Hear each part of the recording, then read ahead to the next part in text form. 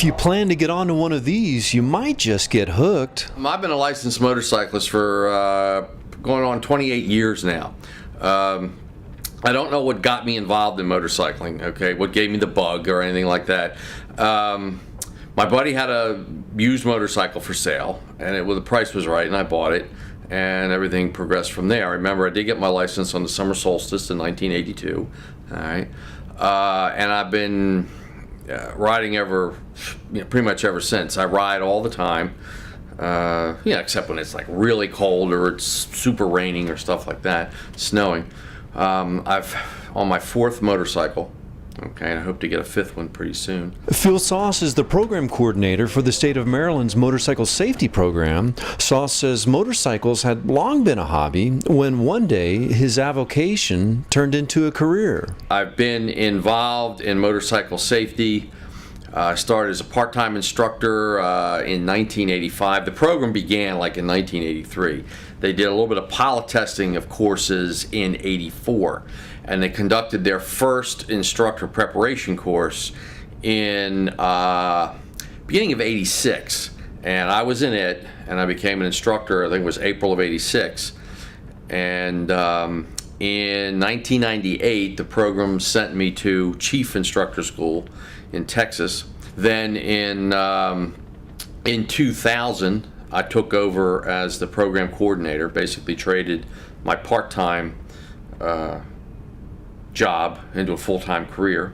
The state of Maryland officials say that of the more than 600 people who die every year in crashes on Maryland roads, over 90% of those fatalities are caused by human error. A lot of riders will not turn properly, all right? And usually this involves the process with turning: slow, look, press, and roll.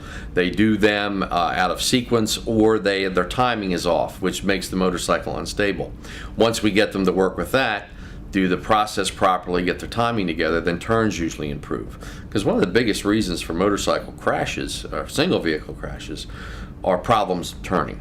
In one holiday weekend alone this year, 6 people died in motorcycle crashes. Sauce says both beginners and people who've been riding for a while can benefit immensely from virtually any amount of training.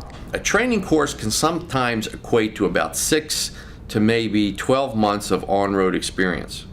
All right.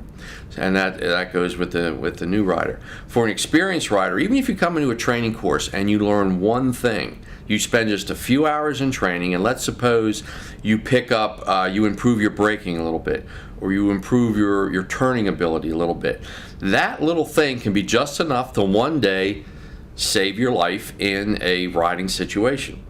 To get a license to ride a motorcycle, everybody uses the same state-issued bike, and they ride on a track like this one after they've studied a little.